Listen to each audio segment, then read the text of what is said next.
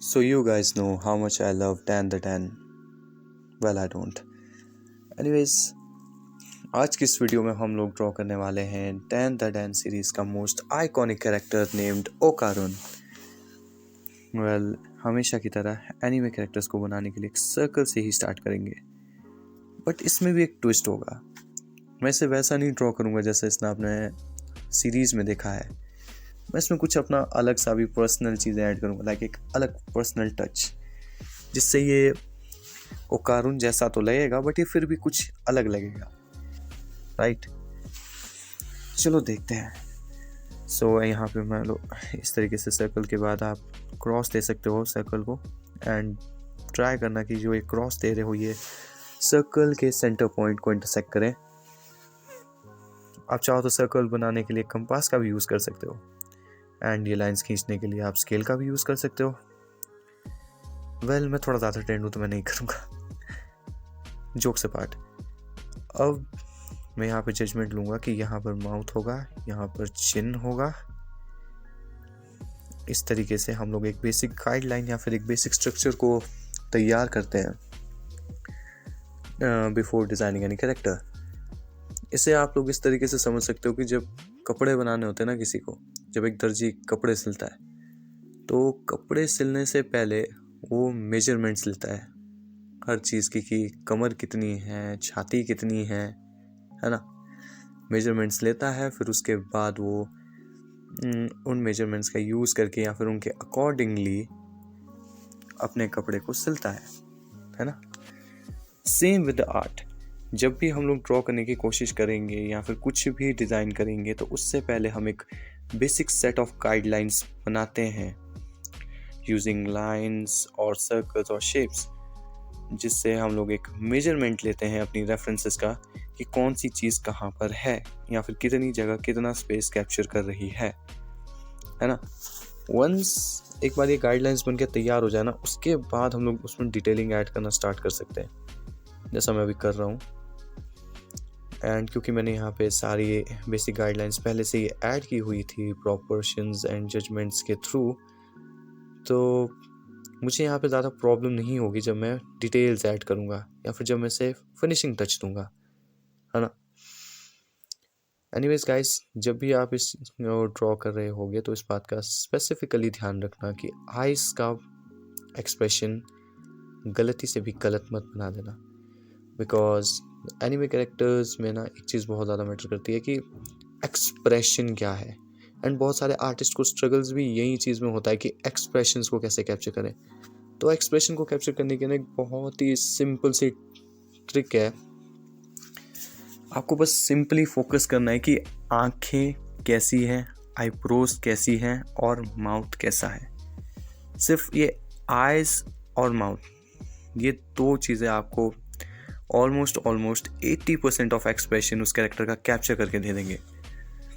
So consider it कि जब भी आप एक्सप्रेशन बना रहे हो तो आपका 80% काम तो आपकी आंखें और मुंह ही कर देंगे, तो उनका स्पेशल ध्यान देना। जिस तरीके से मैंने यहाँ पे देख सकते हो कि आईब्रोज को थोड़ा राउंडेड बनाया है, आइज़ को थोड़ा खुला दिखाया और मुंह को यानी कि इसके माउथ को भी ओपन छोड़ा है, जिससे फेस पे एक एक्सप्रेशन लग रहा है। अगर मैं ऐसा नहीं करूँगा तो फेस एक्सप्रेशनलेस हो जाएगा, है ना। तो इस बात का स्पेसिफिकली ध्यान देना।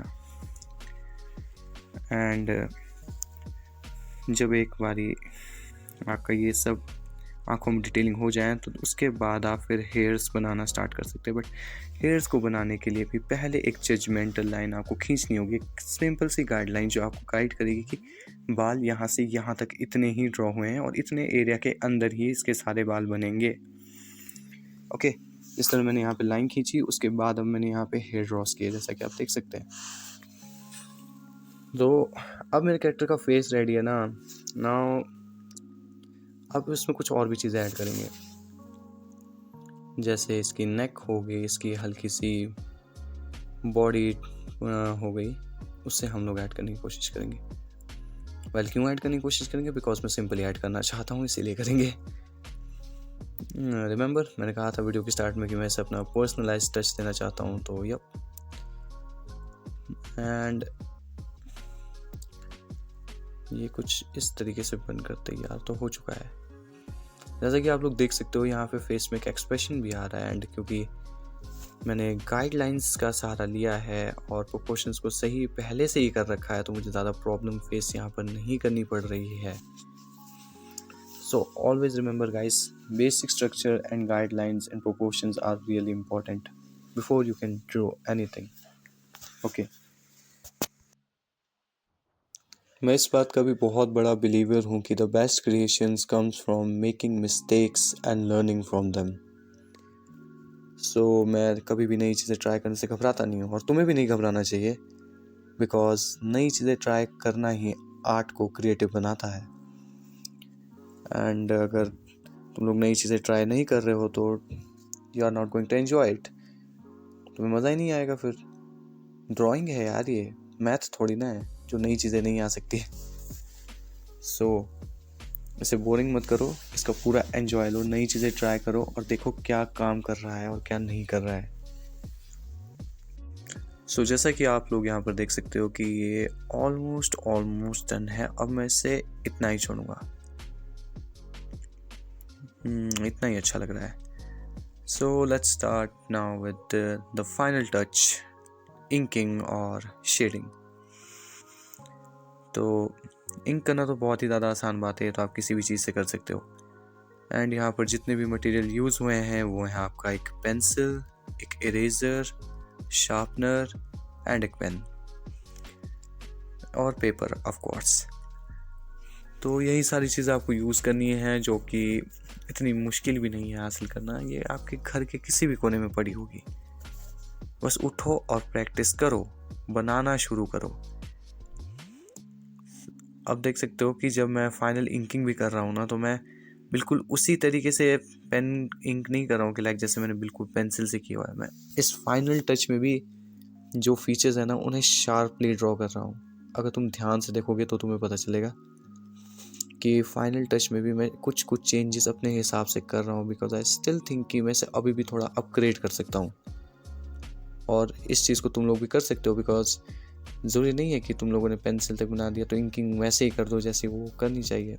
तुम चाहो तो बाद में भी अलग से फिनिशिंग टच दे सकते हो, या फिर कुछ नया भी ऐड कर सकते हो डायरेक्टली पेन से। अगर तुम इतने प्रोफेशनल हो तो बिल्कुल करो, या फिर अगर तुम्हें डर ही नहीं लगता है नई चीज़ें ट्राई करने से, तब तो तुम ज़रूरी कर लोगे। सो एनीवेज, अब मैं यहाँ पे इंकिंग को स्टार्ट कर चुका हूँ, जैसा कि देख सकते हो। और इंकिंग को आप जेल पेन, बॉल पेन दोनों से कर सकते हो, इट डजेंट मैटर, बस आप में स्किल होना चाहिए। सो जिस तरीके से जब आप एक आउटलाइन को इंक कर दोगे अच्छे तरीके से, जैसा कि मैं अभी कर रहा हूँ, तो आप बीच बीच में शेडिंग भी ऐड करोगे उन एरियाज़ में जहाँ पे आपको लगे कि शेडिंग को ऐड करने की ज़रूरत है, या फिर जहाँ पर आप शेडो दिखाना चाहें वहाँ पर भी आप शेडिंग यूज़ कर सकते हैं। और शेडिंग भी वैसे बहुत अलग अलग तरीके की होती है, इस पर किसी और वीडियो पे हम लोग बात करेंगे स्पेसिफिकली, उसका टॉपिक होगा शेडिंग। सो जैसा कि आप लोग देख सकते हैं यहाँ पे हमारा ओकारुन ऑलमोस्ट रेडी है। तो आप मुझे कमेंट सेक्शन में ज़रूर बताना कि आपको कितना यूनिक लग रहा है। एंड यही था हमारा आज का video. Thanks for watching guys, and see you in the next video.